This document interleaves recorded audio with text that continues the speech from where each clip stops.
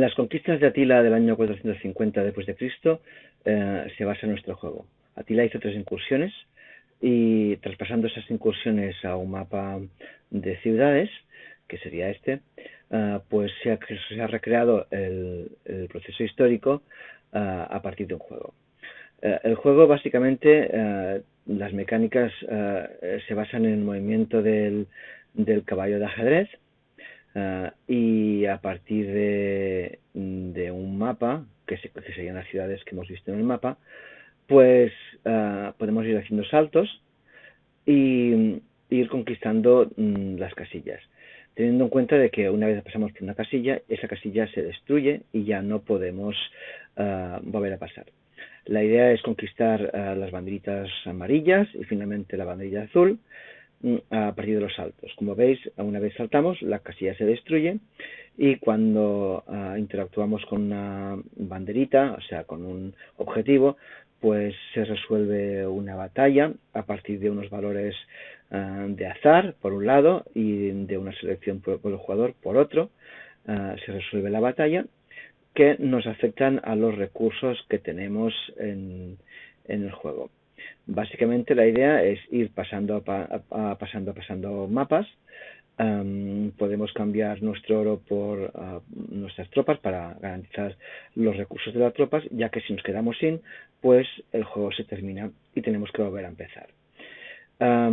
Estos recursos, como es un juego para móviles, está minimizado lo máximo posible.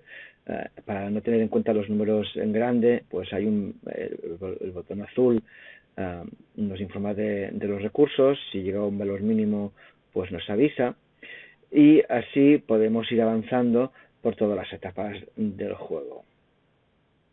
Bien, para hacer el juego era evidente que necesitaba un editor de niveles, ya que el ajuste de los niveles es una pieza muy importante para garantizar la jugabilidad y que estén equilibrados. Hice un editor, eso sí, en 2D, donde puedo pintar los niveles y ajustar los parámetros de cada casilla, así como indicar si es una casilla objetivo o es una casilla de salida. Y evidentemente puedo pintar y modificar los valores y volver a grabar. Básicamente lo que hace el editor cuando graba no es más que generar un archivo JSON para cada nivel.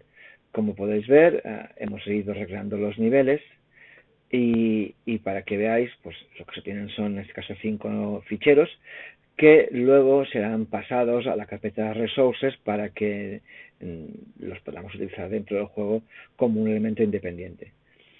Estos archivos, como os decía, están copiados en la carpeta Resources y nos permite además poder trabajar de manera independiente con el editor y con el juego para ir probando los niveles para que estén equilibrados. A partir de aquí, lo siguiente a tener en cuenta es la definición del tablero. Se quería buscar un sistema isométrico que quizá sea una aproximación al 3D muy interesante para juegos móviles, y una vez hecho la estructura, pues podemos poner en modo overlay diferentes elementos, las banderitas, las opciones de movimiento, y una vez creado el tablero, pues no tenemos más que un conjunto de objetos, en este caso un isomap, con una grid enorme, en este caso de 64 casillas, donde cada una de ellas tiene todos los elementos, las banderitas y los objetivos, y además tenemos una clase asociada donde tenemos información de la casilla en concreto que estamos barajando. Para ello utilizo un asset que me permite trabajar en modo isométrico a través de un movimiento de cámara que simula ese modo en un entorno 2D. Entonces, esto evidentemente simplifica mucho las cosas, y además el movimiento del caballo en sí se puede simplificar porque a partir de todas estas celdas y toda esta información se puede crear un NavMesh para que con las rutinas de inteligencia artificial que tiene el Unity pues ajustar los movimientos sobre cada casilla. Además, el sistema tiene un sistema muy fácil de pintado, y seguramente la parte más tediosa es tener que ir construyendo uno a uno todos los elementos y los overlays para hacerlo. Como veis, este no es el mapa que vemos cuando jugamos, sino que es a partir de un asset genérico de trabajo, y simplemente lo que se hace a posteriori será sustituir cuando sea necesario estos elementos, estas cells, con la imagen que cargamos del fichero del editor de niveles que hemos visto hace un momento. Entonces, la gracia es que cada uno de ellos, como veis, tiene como elementos hijo, pues tanto el selector como los dos tipos de bandera, ya sea objetivo, ya sea una casilla final. Iremos apagando y mostrando los elementos que sean necesarios en cada momento de juego. Entonces, lo interesante que tenemos aquí es que esta imagen será sustituida por cualquiera de las imágenes que tenemos almacenada en la carpeta de los assets. Entonces, a partir de aquí, como podéis ver, tenemos aquí el nav mesh, que también se genera con el sistema de Unity, para poder movernos automáticamente con el caballo. Básicamente le puedo decir al caballo que se ponga encima de una de las casillas y él automáticamente lo hace. Para pintar todo esto tengo una función, el Paint Stage, que lo hace básicamente es leer el archivo que tengo almacenado en memoria, que realmente he cargado, y voy sustituyendo todos los valores. El siguiente elemento que querría mostrar no es más que el sistema de la mecánica de juego. Básicamente dependemos de tres factores.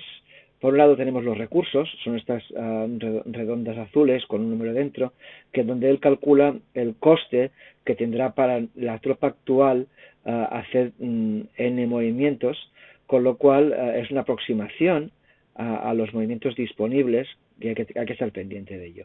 Básicamente porque aunque yo voy aumentando los recursos cuando conquisto, pues si me quedo en algún momento sin recursos, pues no me queda más remedio que volver a empezar el nivel.